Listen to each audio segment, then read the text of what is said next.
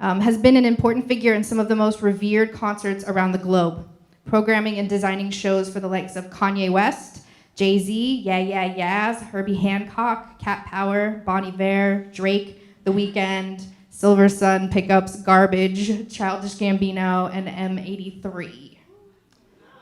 I know. And I had the pleasure of having dinner with her and hanging out in Berlin at Loop this past November, and she generously said yes to my ask to come share her talents and knowledge with us. So I'm gonna let Laura take it away.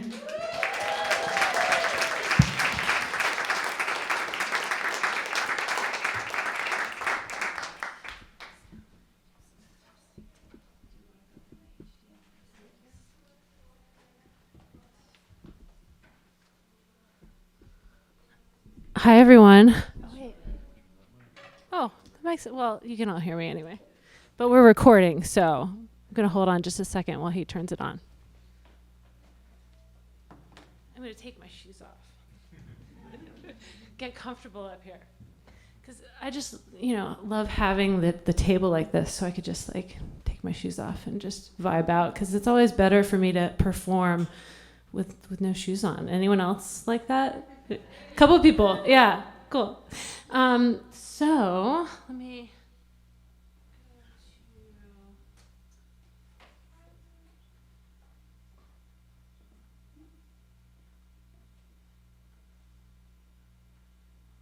All right. So thank you to Aaron for that lovely intro. That was super nice. I prepared a short presentation for you guys. Hopefully it won't take too long. I do this presentation normally, and I did it a few weeks ago at Berkeley in Spain, in Valencia, Spain, which was amazing. And it lasted almost 2 hours. So I'm going to try to condense this. So I'm going to just talk very quickly about kind of my past and my process and where I've come from. So, hi, I'm Laura Escudé. I'm also known as Alluxe.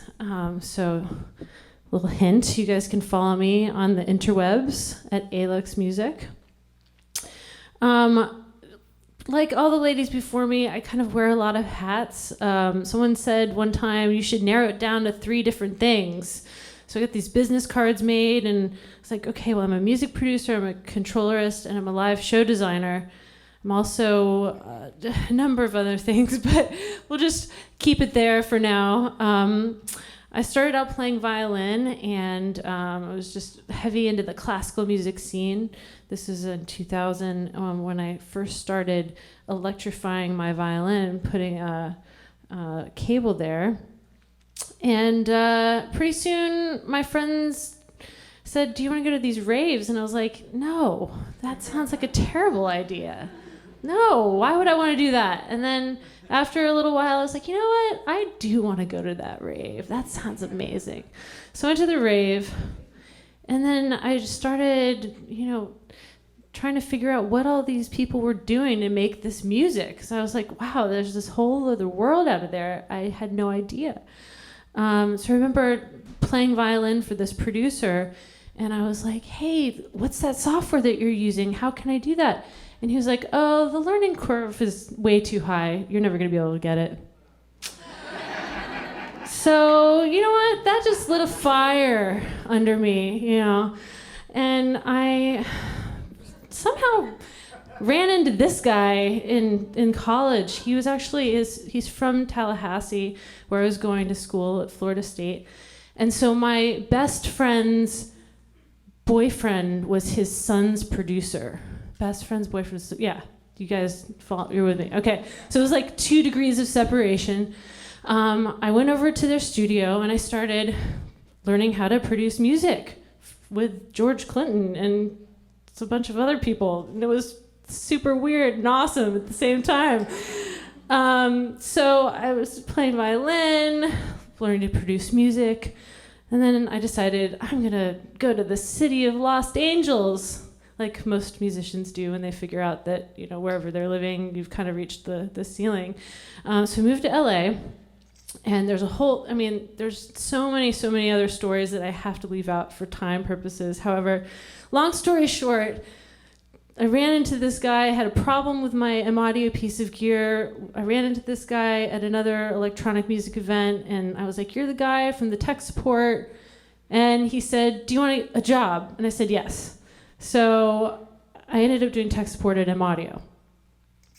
So basically, all these people were calling us very angry, and we were on the other end like, "Don't hurt me, like, sorry that your stuff doesn't work." But a lot of the times it was like, "So is the ON/OFF switch, is that on? You know, you should turn it." Yeah. Just like 90% of the time it was something like that. So there was this program called, well, a lot of people were calling in about it. It's called Abletron. We got this Abletron program and it's not working. And we were like, "Oh, okay, so we should figure out what this program is." And I'm actually going to move your laptop.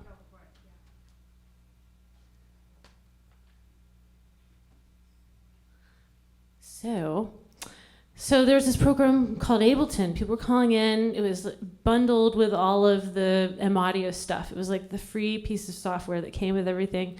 So we all had to figure it out. Like everyone in tech support, we were just like, "You know what? This is pretty rad. Like we should use this. Like this is for live performances. This is amazing." Because I was using Reason at the time to perform live with. And at the time, you couldn't do audio, so I was just playing violin separately, and it just, wasn't exactly ideal. So I started playing violin through Ableton using this Power Glove. This is in 2005. So, I'm very old now. No. So I was using a Power Glove in 2005. It was just very rudimentary. And then I started working at Ableton because I'd just gotten very close with the company, and they said, "Do you want a job? We've got this job." I was like, "Yes." To be a product specialist. I was actually the first product specialist on the West Coast, and was traveling around and doing stuff at the NAMM show, like, "Hello, I'm from Ableton. Can I take your order?" And so it was a great time.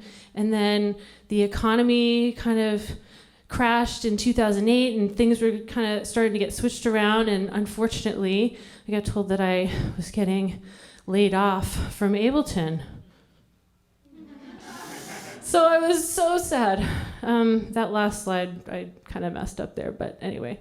At the time, I was hearing a lot of Pro Tools is the industry standard, and we don't want to hear about this other software program that you have because this is the only thing that we know. And I was like, "No, you don't understand. It's amazing. Like, it's changing the face of live performance." But they didn't want to hear that. So anyway, so I got laid off, and I was like, literally just, yeah. But then I became a certified trainer. They were like, "Well, we still love you, and there's this new program, and we're going to make you certified."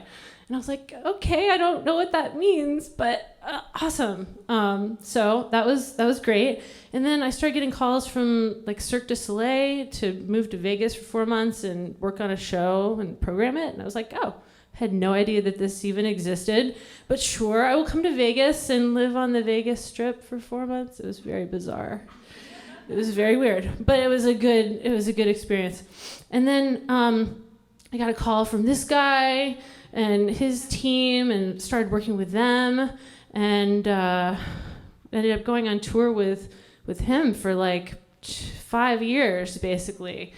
And here's me at my station during the Yeezus tour. Kind of give you a peek into the behind the scenes of what it looks like. And then this led to working with like a whole bunch of other people, and all those people that Aaron mentioned earlier. And then that led to me starting my own company called Electronic Creatives, because I was getting all these calls, and I was like, "Man, I want to clone myself. How do I do that?" And I think I have a knack for figuring out what people are good at. So I was like, had a couple of friends, and I was like, "You know what? I'm going to give you a job." Like, I met this guy in New York. He was a friend of a friend, and after half an hour of hanging out with him, I was like, "You know what? You're cool." And his personality was really amazing, and he was delivering pizzas, and I was like, "Do you want a job with the Weeknd?" And he was like, "Who?" And I was like, it's this weird job. I'll teach you everything you need to know. And he was like, okay, cool. And now it's like, yeah, crazy. But at the time, it was very small. So I formed my own team of nerds. And except for they're a lot cooler than that. They're actually all amazing artists in their own right and music producers and inspirations of mine as well. And I'm lucky to have them on my team. And I started my music project, Alluxe, and performed at Low End Theory and a bunch of just different places around, and did some music videos and worked with a bunch of amazing artists and played violin on some albums and DJ'd for some pop people. And then last year I got invited by Miguel to DJ in his band. And I got to DJ for like Kendrick and Snoop Dogg and all these people, and that was pretty insane. Yeah, Kendrick's people came when we were on stage, when I was actually on stage in the middle of the show. It was like, here's the music. I'm like, cool, awesome, yes, like, great, cool. So plug it in the USB hub, because you ever have so many things plugged in, and dragged it into the session while it was still playing. I love Ableton Live, and somehow played the song. That's happened to me so many times, by the way. So I don't like it, but I just somehow I tend to pull it off, and I keep pulling it off, and I don't know, somehow. So a big cool part of working with Miguel was that he really appreciated me as an artist and was like, hey, you can open. Well, actually, it didn't really turn out like that. Or in the beginning, it was like, I said, hey, someone should DJ in between like the opening act and myself. And then I was like, well, I should, actually have a set. And then it became a set. And then I actually was an opener and, kind of just got in there and did my thing. So it was awesome that they let me do that. And then so that gave me the confidence to kind of keep building up my own artistry as I've been doing this whole entire time. But it was like, where do I go from working with all these different people? And it's amazing. But like, who am I and what am I doing? And I'm an artist, and what do I have to say? So I put out this song called On My Own. And I just did a music video for it, and it's out there in the world.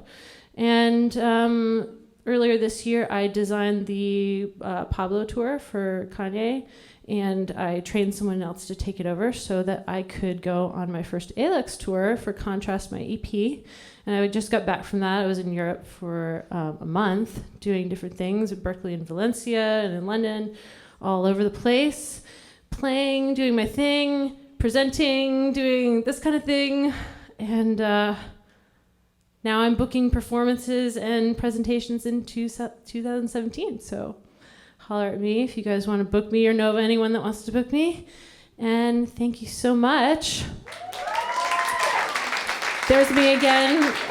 Not so subtle hint to follow me on the interwebs and all that good stuff.